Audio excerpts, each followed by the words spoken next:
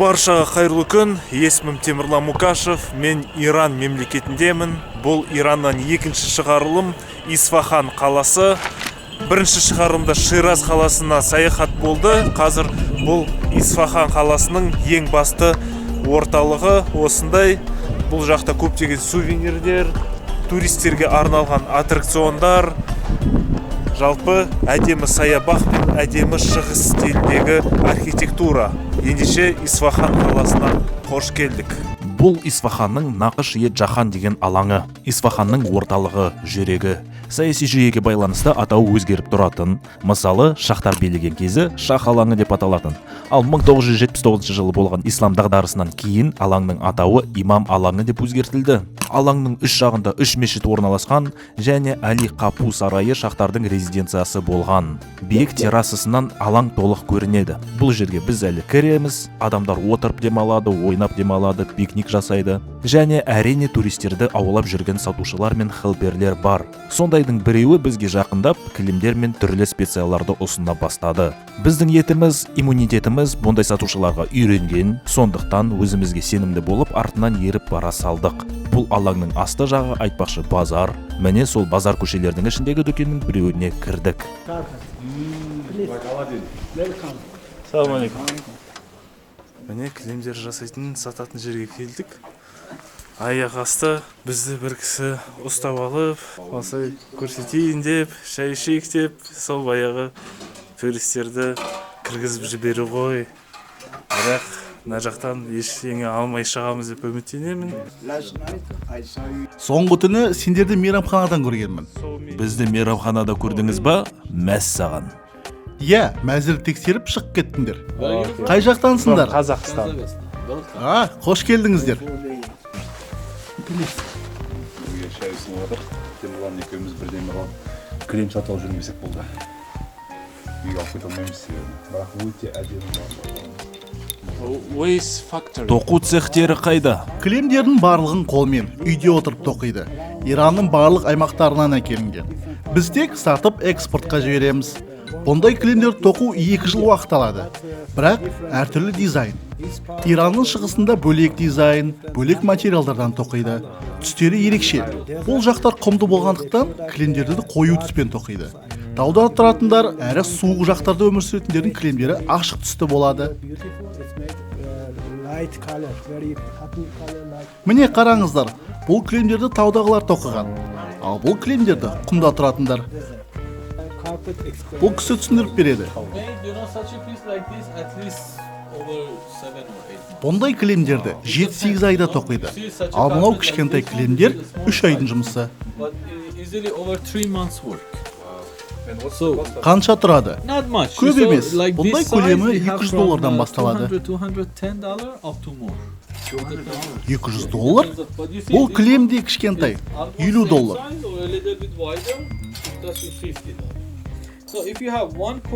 Кілем тоқығанда 4/1 бөлігін тоқсан, кілемді тоқып бітірдің дей бер. Өйткені геометрия, яғни бірдей.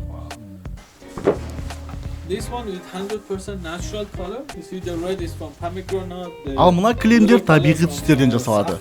Мысалы қызыл түстерді анардан алады. Шамамен 4-5 айдың жұмысы. Бұндай кілемдерді $280 сатамыз. Ондай баға ештеңе емес. Сіздердің елдерінде осы кілемдер 2-3 есе қымбат болады.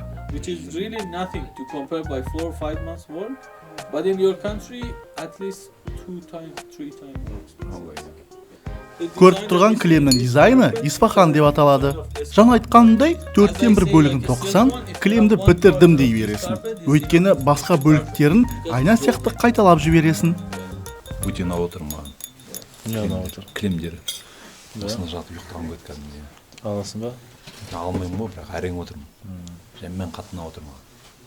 Әрі қарай бізге тағы да көп кілемдер туралы айтты. Шынымен қызық болды әңгімелері. Біз енді ғана әрең құтылып уф деп шығып бара жатсақ, тағы бір сатушы келіп шафран ұсына бастады ғой. Отырғызып алып, сөмкесінен үлкен контейнерді алып шығып, шафран туралы айта бастады.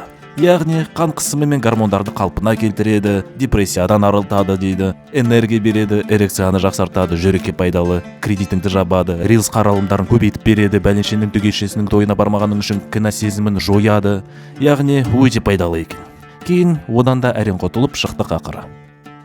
Көрермендерім, микрофибралық сүлгілерімді сатып алып, қолдау білдіріп жатқандарыңызға көп рахмет. Қазірдің өзінде 60-қа жуық сүлгі сатылды. Тағы да 60 сүлгі сатсам, жаңа саяхатқа баратын билетке де қаражат жетіп қалайын деп тұр. Егер менің саяхаттарым сізге қызық болса, және видеолардың тұрақты шығуын қаласаңыз, Каспий магазин арқылы микрофибралық сүлгілерімді сатып алып, саяхат туралы қазақ тілді арнама қолдау көрсете аласыздар. Өте кішкентай әрі жеңіл, сөмкеде орын алмайтын, сүртінгенде суды жақсы сіңіріп алатын, тез кебетін, жағымсыз иіс шықпайтын, бактериялардың көбеюіне жол бермейтін микрофибралық сүлгіге сілтеме видеоның астында қалдырып кеттім. Қолдауларыңыз үшін көп рахмет. Ендеше саяхатымызды әрі қарай жалғастырайық. Намазды күніне 3 рет оқиды екен тек қана. Қолдарын біз сияқты былай емес, былай емес, қолдарын былай ұстайды. Shia and Sunni are just Yeah, sure. a little different between the imagination. Yeah, absolutely. Мұнда Исфахандағы енді туристерге итеріп сататын адамдар кішкене бір мәдениеттеу ма, әйтпесе Мысырдағылар енді масқара жібермейді олар. Бірдеңені қолыңа ұстатып, сенен ақшаны алмай, олар сені еш қайда жібермейді. Мың себеп табады, сені ұзақ ұстап, бірдеңе сенен алу үшін. Бірақ мұндағыларға жоқ дедім ба, қызық болатса хабарласам дегенде сол жарайды деді жібере салады. Бұндағы Исфахандағы осы мешіттер, сәулет өнері барлығы Өзбекстанға кішкене ұқсап қалады. Мысалы, Бұхараның орталығындағысына немесе Ичан қаладағы мешіттерге ұқсап қалады. Кіре берістері құдды бір Өзбекстанның бір қаласының орталығында жүргендей сезім пайда болуда бұл жақта. Білмеймін неге, бірақ осы жерде жүргенде әсіресе осы ғимарат маған кішкене бір 3-4% Венеция есіме түсіріп жатыр. Осы ғимарат әсіресе ағаш колонналардан. Фото.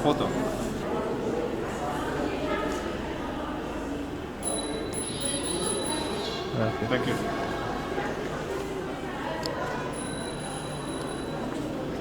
Hey. What's your name? Ism. Мұхаммед, Али? Мұхаммед. Екінің бірі Мұхаммед, екінің бірі Али. Thank you, brother. Окей. Brosli Romish nasıl? Brosli. Bruce Lee? Ha. Yeah. Arding nama ka Brosli. Okay. Өткізіп отыр, даже екеумізге бір билет етіп па. Көрейік. Міне бір адамға төледік, екеумізді кіргізіп жіберді. Неге? Өйткені біз туристпіз, шетелден келген. Бізді кезектен тыс өткізіп жіберді билет алуға. Бір адам төлесеңдер жарайды деп. Міне Иран туризмға өте қатты мұқтаж туристерге, сондықтан осылай жақсы қарсы алып жатыр. Жарларды қарыш қандай. Қараңыздар достар, осы кіретін баспалдақ және баспалдақтың осы қыры ауыр, қалың ағаш, кафель боялған.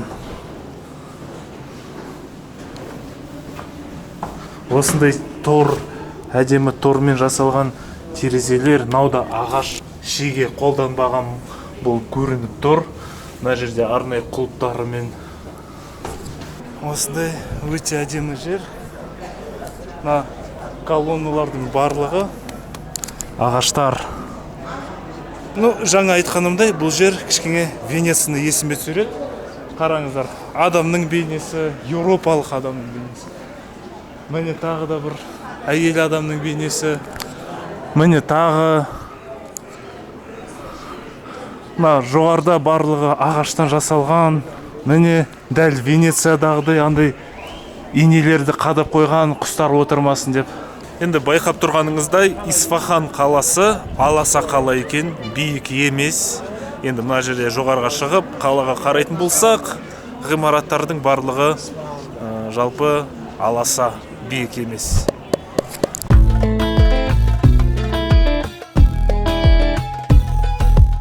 Әли Қапу сарайы Исфахан қаласының жүрегінде орналасқан тарихи және сәулет өнерінің інжу маржаны.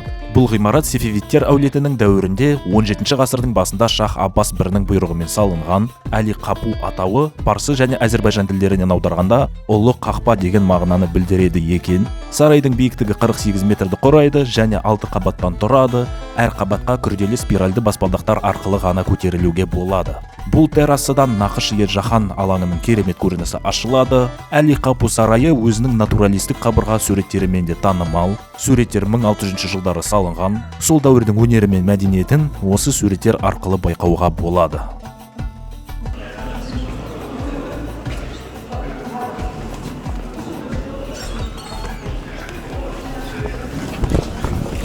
Мына есіктерді қараңдаршы қандай.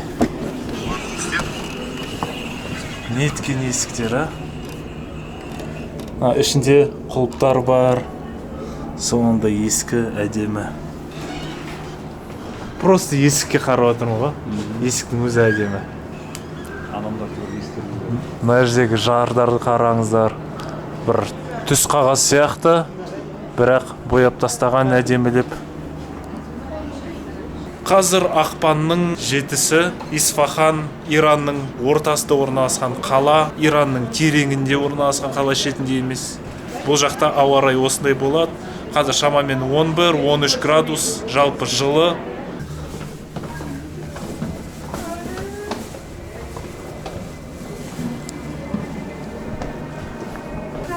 Мына жерде қараңыздар, ағаш тұр қалың.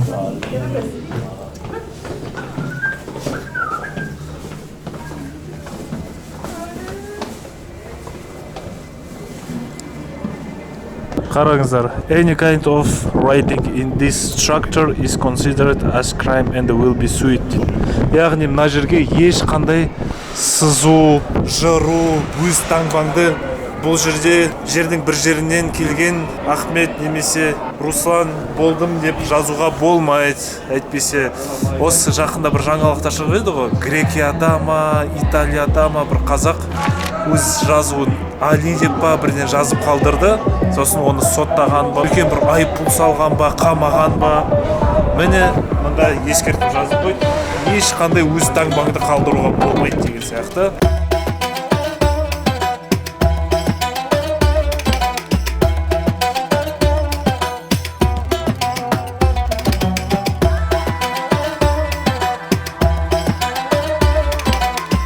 Осы таксиде отырып, байқағаным, енді қалаға қарап отырмын, жан-жаққа қарап, сосын Ширазбен салыстырып жатырмын. Шираз әлде қайда аутентикалық қала ма, кішкене ескілеу, шығыс ертеңге тартады кішкене. Енді ирандық, парсылық, былайша айтқанда іздері көбірек көрінеді. Ал Исфахан болса ше, Шираз сияқты парсы мәдениетінің қайталанбас колоритін сақтағанымен, Шираздан гөрі әлде қайда бай екені сезіледі. Заманауи өркениеттің тынысын айқын сездіре алатын ерекше қала. Мұнда көне дәуірдің сырын шертетін сәулет өнері мен қазіргі заманғы урбанистикалық шешімдер үйлесін тапқан. Менің көрермендерім, мысалы мен Иран осыншалықты заманауи, прогрессивті, әдемі, таза, оқыпты, жылтырап тұрған деп ойламадым мысалы. Исфаханның бір орталықты қарапайым көшелерінің бірі, былайша айтқанда заманауи ғимарат, заманауи машиналар, барлығы тап-таза. Міне қараңыздар қандай заманауи машина, әдемі өсімдіктер, әдемі көшелер, оқыпты, қарапайым көшелерінің бірі. Барлығы керемет етіп ұйымдастырылған, тап-таза. Енді Иран бұрын ашық, барлығымен тату мемлекет болған. Сосын ислам революциясынан кейін жабылып қалған, қатаң, сондай бір мемлекет болып қалған еді. Содан мен ойладым, ол сол 70 жылдарда қалып қойған, ескіріп шаршап кеткен мемлекет па десем, мүлдем олай емес. Қараңыздар қандай. Қаланың әр бұрышында жаһандану ықпалы байқалады. Мысалы, сәнді дүкендердің жарқыраған витриналары, заманауи дизайндағы көше отырғыштары мен көз тартарлық әдемі гүл композициялары Исфаханның жаңа дәуірімен қатар дамып келе жатқанын аңғартады. Осындай әдемі жерлер, міне осындай BMW өтіп жатыр. Мына жерде үлкен Nissan тұр. Керемет, бәрі бар. Міне көрермендерім, Исфаханның орталығы. Қараңыздар қандай әдемі. саябақ, әдемі Арбат, көптеген дүкендер, кафелер шоғырланған жер. Қаланың орталығындағы Арбаттар әлемнің дамыған мегаполистеріне тән талғанмен безендірілген, демалыс орындарында минимализм стилі басым, ұқыпты отырғызылған гүлдер мен жасыл желек көз қуантады. Көшеде серуендеген жастардың киіну үлгісі, шаш үлгілері мен келбеті заманауи ағымның соңғы мода тенденцияларына сай, жолдары теп-тегіс, көшелері тап-таза, айнала тып-тыныш. Ал енді ойлап қараңыздар, егер санкция болмаса, Иран қаншалықты құлпырып кетеді? Исфаханның бейнесі ескі парсы аутентикасы мен заманауи архитектураның үйлесімді синтезі. Бір жағында тарихи мұралдарды еске салатын көне ғимараттар, екінші жағында скандинавиялық стиль мен минимализмнің нәзік үйлесімі көрініс тапқан жаңа құрылыстар. Бұл қала өткен мен бүгіннің, дәстүр мен жаңашылдықтың ғажайып үндестігі.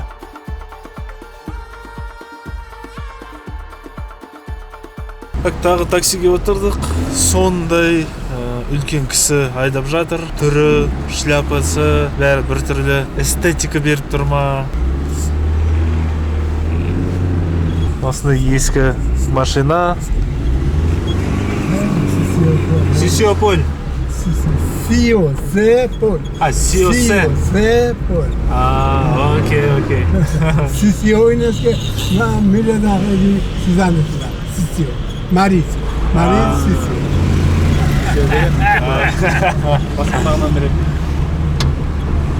Мен дұрыс айтпадым, көпірдің атауы соған күліп отыр. Есім.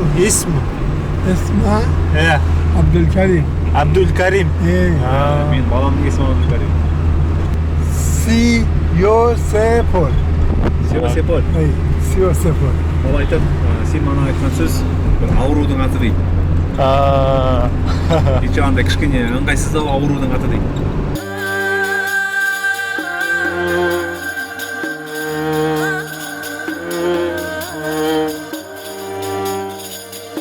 Міне таксимен осы Сиосиполь деген көпірге келдік. Қараңыздар, қандай әдемі. Өкінішке орай, бұл жерде өзен ағып жатқан жоқ. Өзен болғандағы әсер одан да әдемірек болушы еді.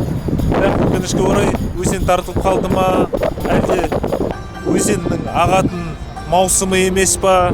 Қараңыздар, осылай мына жерде өзен ағып жатса, серуендеп жүруге болатын әдемі керемет жер еді. Бірақ өкінішке орай су жоқ. Әні, ортасында жүр адамдар. Мына жерде кальян ба?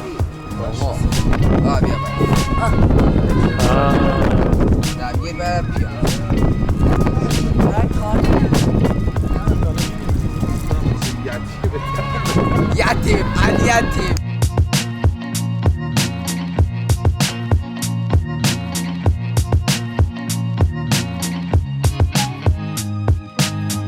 Бұл жерде енді суық екен, өйткені ашық алаң, жел, тек қана жаяу жүргіншілерге арналған көпір. Көпірдің өзі ескі болғанымен жаңа заманауи асфальт мында. Мына жағында не бар? Көрейік. Мына жерде түнде жарық жанып тұрады. Осы құламас үшін бұлай тұрасың.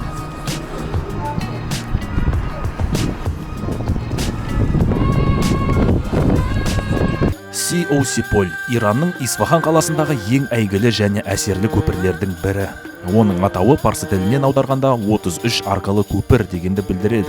Бұл оның архитектуралық ерекшелігін көрсетеді. 1600 жылдары салынған екен, сол баяғы Сефевилер әулетінің билеушісі Шах Аббас бірінің бұйрығымен. Ұзындығы 297 метр, ал ені 14 метр. Кешкі уақытта көпір әсем жарықпен көмкеріліп, ерекше атмосфера қалыптастырады. Бұл көпір Нақыш Ер-Жаһан алаңымен қатар қаланың басты көрікті жерлерінің бірі болып саналады. Бүгінде Сиосиполь жергілікті тұрғындар мен туристерді қызықтыратын Иранның ең танымал тарихи ескерткіштерінің бірі.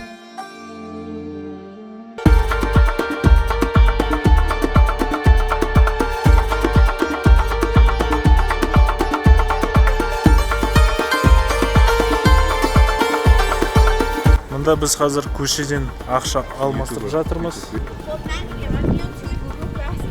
82. Taj Zaif. Окей. Taj. Окей.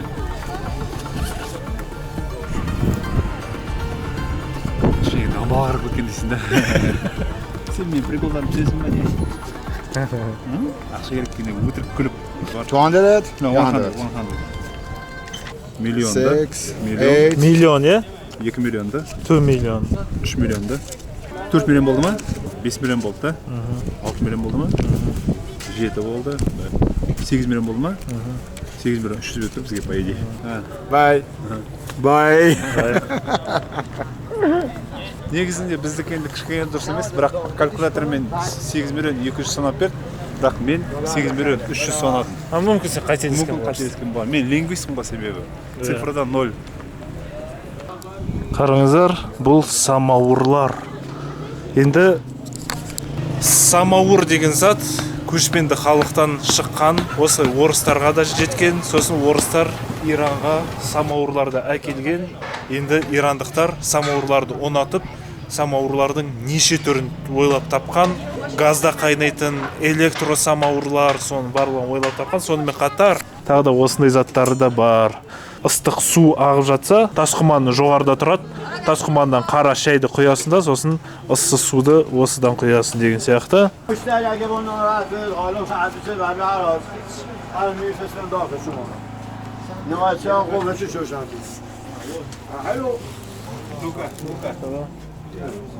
Бар ма?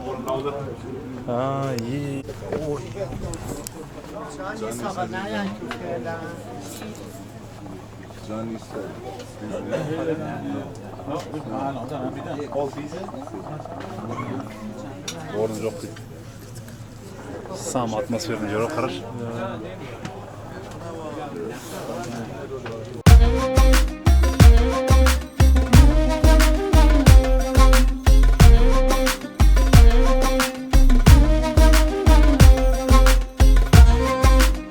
Достар, біз мұнда Исфаханда қонақ үйде отырмыз, және Мұртаза деген көп көмектесіп жатыр.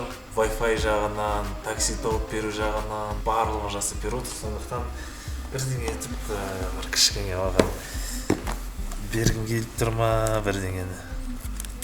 Осылай шоколадтарды беруші берейік оған. Негізі осындай шоколадтарды алып келдім Иранға. Нормально ол. Нормально түрде. Да? Естественно. Murtaza, we have a small present for you. Yeah. You're so kind. Thank It- you. It's for you. It's chocolate from Kazakhstan. Oh, huh? Yeah. Okay. Basil қалды. Ақ көңіл, қарапайым. Десең бәрін жасап береді ғой. Техран, е? Такси Техран. Bale.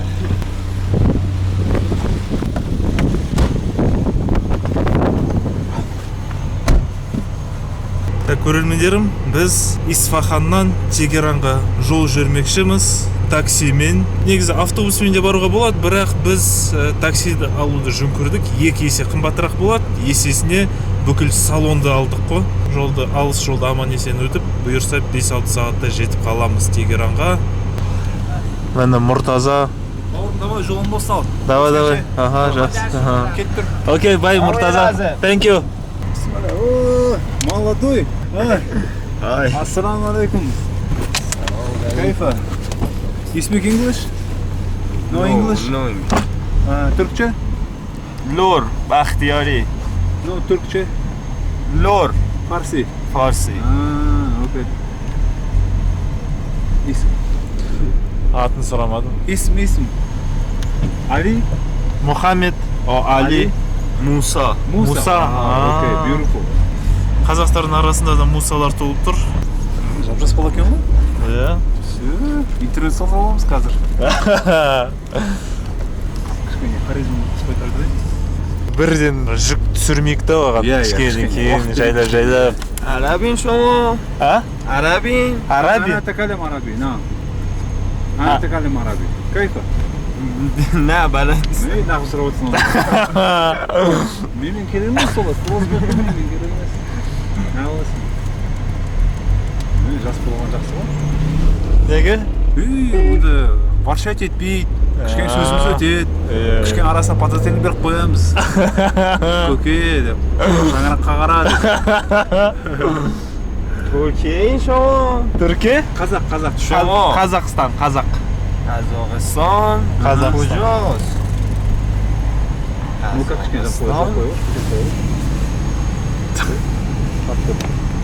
Так, көрермендерім, неге біз автобустың орнына таксимен баруды шештік? Өйткені автобус шамамен 7-8 сағат жүреді, ішінде басқа жолаушылар да болады. Ол автобус кейбір жерлерде тоқтайды, немесе тоқтамайды. Ол жерде енді қысыласың, әжетханаға барғың келеді, ол келесі аялдаманы күтесің деген сияқты. Сонымен қатар кішкентай балалар болуы мүмкін, жылап, және автобус көп секіреді, ол жерде ұйықтау да қиын. Сондықтан біз жеке жүргізушімен бөлек машина алуды жөн көрдік. Бағасы 2 есе қымбат болса да, есесіне бұл бәрібір қымбат емес баға деген. Қазір біз 10 мың теңгеге жетіп қалайын деп жатырмыз. Енді машина 10 мың тұрады.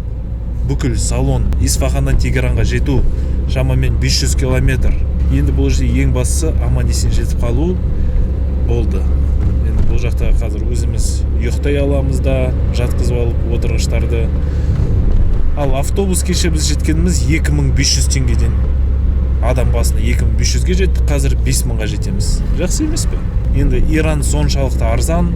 Бұл жақта бір қаладан екінші қалаға авто такси салонды 10 мың теңгеге сатып алуға болады.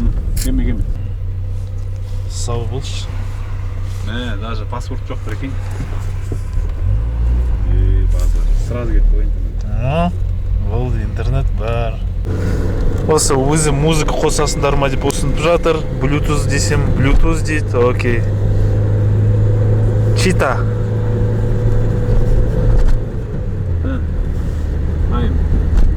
О. Иранда 1 литр бензин 32 теңге. Исфаханнан Тегеранға жету 60 литр деп жатыр. 60 литр көбейтеміз 32 теңге, 1920 теңге кетеді.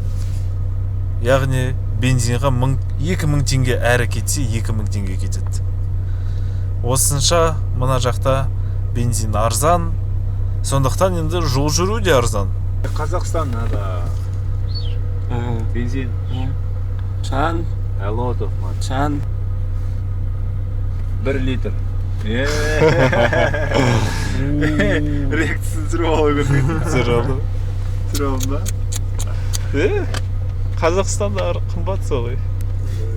Arzon. Мынау арзан? Arzon. Unja ziyod bolasi. Оған қоса мен арзан деп едім, ол да арзан дегенде есіп қойды. Демек парсы тілінде арзан деген сол бір мағына береді, соған ойлап отыр. Мен арзан дегенге арзан ба, қойшы осы арзан ба деген сияқты айтып отыр. 32 теңге қымбат деген сияқты.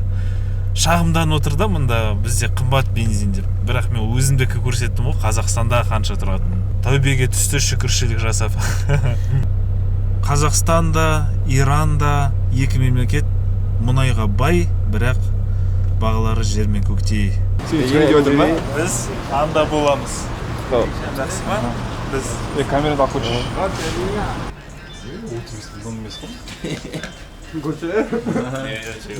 Так, жолға лимонадтар, фисташка, лимонад алып бердік оған. Кофе ішін демекші.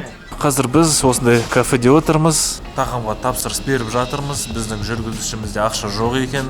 Маған тамақ алып беріңіздерші. Осы жолақыдан ол бағаны алып тастарсыңдар деп өтінуде. Окей, еш проблема жоқ. Келістік. Енді қазір үшеумізде тамақ жейін деп жатырмыз. Енді жолда не көрдім, бір ойым туындап тұр, соны айтып жіберейін. Көрдіңіздер ма? 120-140 пен айдайды, бірақ ешқандай қауіп сезілмейді. Неге? Өйткені жолдар екіге бөлінген, яғни маңдай мен маңдай қағысатындай жол апаты болу ықтималдығы өте төмен. Ана жерде ортасында қоршау тұр. Екі бағытты екі жаққа бөліп. Міне Иран деген осындай. Мысалы бізде елімізде бұндай жолдар аз. Сол оңтүстік пен Астанада білуімше бар, бірақ батыста жоқ. Орал мен Атырау арасында күн сайын жол апаты болады. Күн сайын біреулер өліп қайтыс болып жатады. Жол апатынан қала арасы міндетті түрде екіге бөліну керек қой негізі. Сонда жол апаты аз болады. Тіпті міне сіздерге кадр, бұл жерде біз бір бағытта келе жатырмыз, ал бізге қарама қарсы бағыттағы келе жатқан жол бізден бірнеше 100 метр жерде орналасқан. Сондай екіге бөліп тастаған. Екі бағыттағы машиналар бір-бірінің қасынан қоршаусыз өтетін жолдар мүлдем жоқ. Бірде бір ондай участок кездескен жоқ. Барлығы екіге бөлінген. Бөлінбесе ортасында қоршау тұрады міндетті түрде. Менің инста парақшам парсылардың телефондарында қандай болып тұратынын қараңыздар. Телефондары бәрі оннан солға қарай ойластырылған, өйткені араб алфавитін қолданады. Иранның ортасындағы Исфаханнан, Иранның солтүстігінде орналасқан астанасы Тегеранға түнгі 1-де ғана жеттік. Достар, болды, Тегеранға жеттік. Енді Мұсамен қоштасатын уақыт келді. Ada. Окей, Kurban. рахмет. Teşekkür ederim.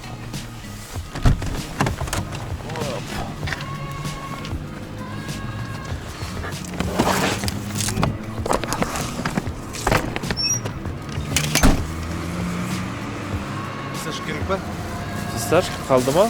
Мен қалды. Так болды достар, біз Тегеранда қонақ үйге жайғасудамыз. Бөлмені қоқытпай тұрғанда рум-тур жасап жіберейін.